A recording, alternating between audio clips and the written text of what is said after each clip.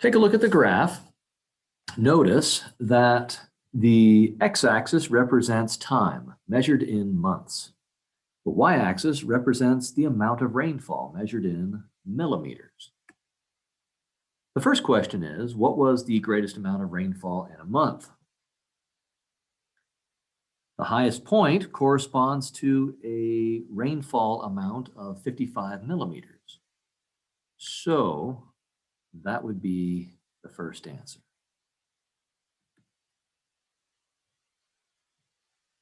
What about part B? When did the greatest increase in rainfall occur? This time, the question has nothing to do with the highest point on the graph.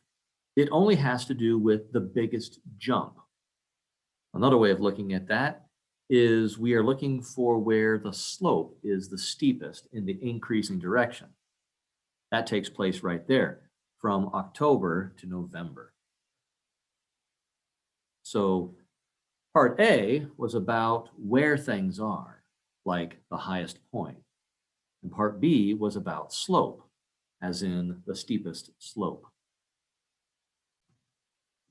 For this one, listen carefully to the words I use. The length of the road is 58 miles plus another 3 miles for each day. So how do I make an equation representing that? I would do the length of the road is 58 miles plus another 3 miles for every day that the workers work. That's it. Practice translating from English to math, and that makes word problems easier. So, how long will the road be if the crew works 34 days? Since 34 is a measurement of days, and the variable d stands for days, that means that we should plug 34 in for d, or replace the d with 34.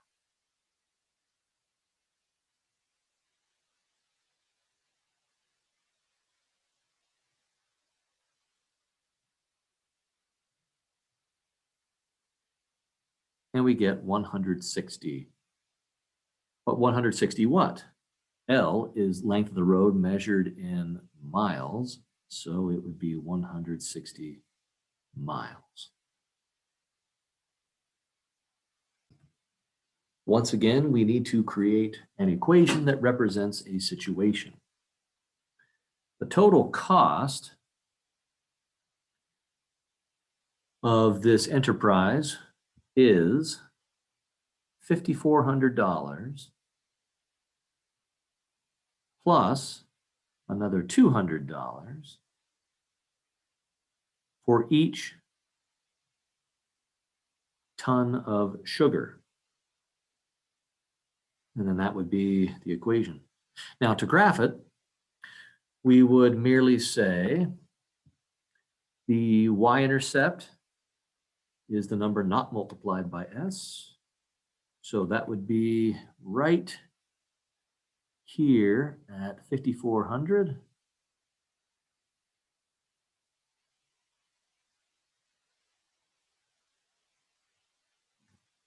And the slope is 200, or 200 over 1. So if that's 1 ton of sugar and 2 tons and 3 tons, etc., we would go up another 200 to 5,600, and then run 1 ton of sugar, so that we would get another point right there. Now we can draw our line that represents the function and, more importantly, the situation. On this problem, we need to determine what was the road's length. when the crew started working? Well, that would be our starting amount, or y-intercept, 57 miles. Another way to determine that would be to recognize that when the crew starts working, no time has passed. In other words, the number of days that have elapsed is 0. So if we replace x with 0, then the number of miles that have been created of road, which is y, would be 57 miles. Now, what about the second question? What is the change per day in the road's length?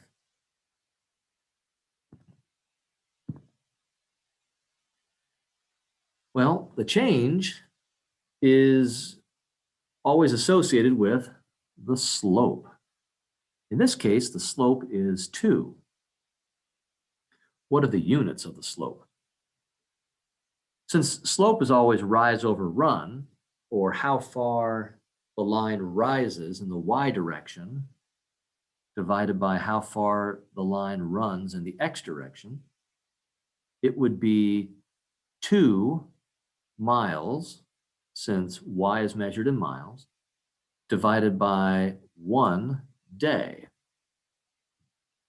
Now, most people would just shorten this to say 2 miles per day. So that would be the rate of change, 2 miles per day. That is what this construction crew is getting done. This problem is a little more involved than most. It's a good one. The credit remaining on a phone card is a linear function of the total calling time made with the card. Let me tell you something I wish my teachers had taught me. Whenever you see is a function of, that phrase essentially can be read to mean that whatever comes before that phrase, that's always going to be your y. And whatever comes after,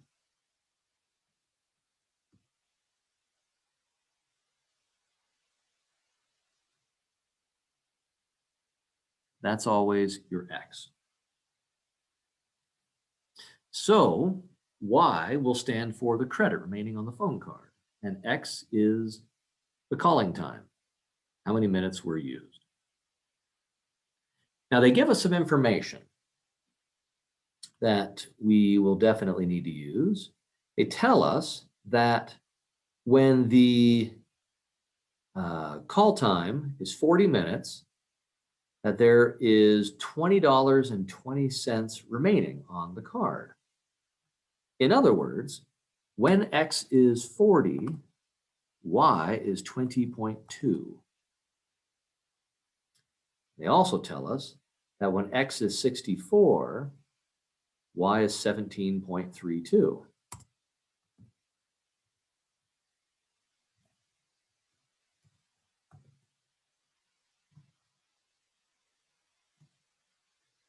So we now have 2 points to work with. What are we supposed to do with them? We are supposed to determine how much 87 minutes of phone call will cost, or rather, how much money will be left on the card. In order to do that, we have to have the equation of the line. So we build the equation. First, we get the slope. The difference of the y values divided by the difference of the x values. Now notice the line that we're drawing has a negative slope. From left to right, it's dropping. So we would expect this to be negative. And in fact, it is.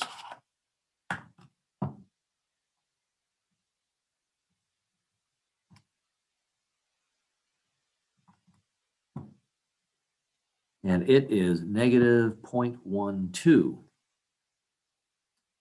Now the numbers on top, they were dollars, and on the bottom, they were minutes. So this is negative 0.12 dollars per minute.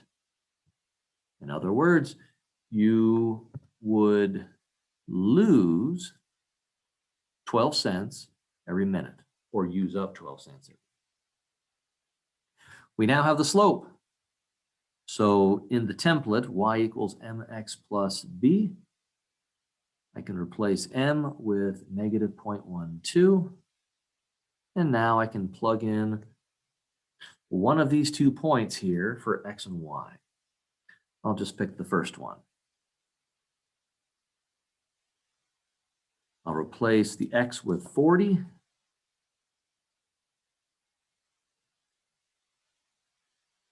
And the y with the corresponding y coordinate, 20.2.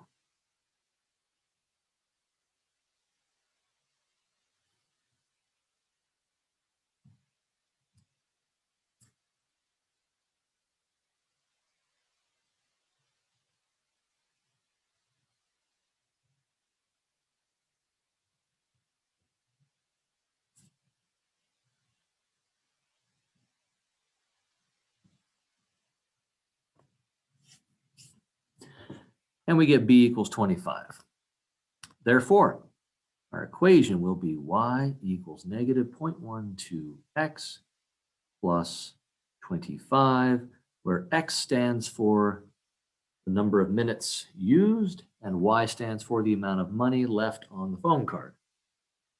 The starting amount of money on the phone card was $25. It was a $25 phone card. And when the phone card is used, we spend 12 cents every minute.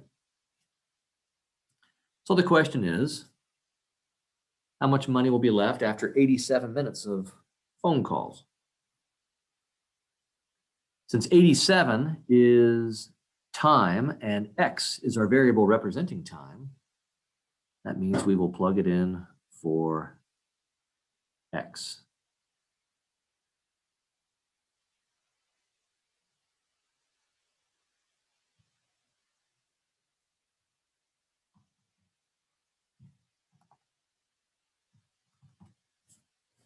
And we get 14.56 equals y. And y is how much money remains. Therefore, this will be dollars.